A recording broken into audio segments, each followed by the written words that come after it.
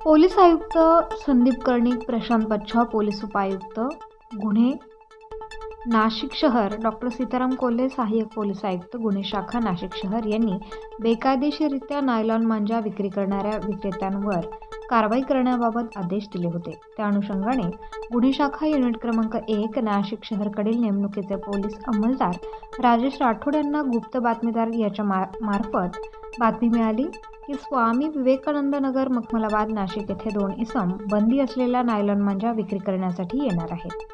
सदरची बातमी वरिष्ठ पोलीस निरीक्षक विजय ढमाळ यांना कळवून त्यांच्या मार्गदर्शनाखाली पोलीस उपनिरीक्षक चेतन श्रीवंत, पोलीस अंमलदार मिलिंद सिंग परदेशी, राजेश राठोड, राहुल पालखेडे, मुक्तार शेख, अमोल कोष्टी अशांनी मिळालेल्या बातमीच्या ठिकाणी जाऊन सापळा लावून नायलॉन मांजा विक्रीसाठी आणणारे इसम विकास शिवसिंग देवरे, वर्ष 27 राहणार मखमलाबाद, अभिषेक सोपान बडांगे, वर्ष 21 राहणार मखमलाबाद यांना ताब्यात घेऊन त्यांच्या कब्जात मिळून आलेल्या 2 प्लास्टिकच्या गोण्यांमध्ये 43 नग बंदी असलेल्या मोनोकाइट कंपनीचे नायलॉन मांजाचे गट्टू किंमत रुपये 33,600 हस्तगत करण्यात आलाय। त्यांच्या विरुद्ध म्हसरोळ पोलीस स्टेशन येथे गुन्हा दाखल करण्यात आलाय।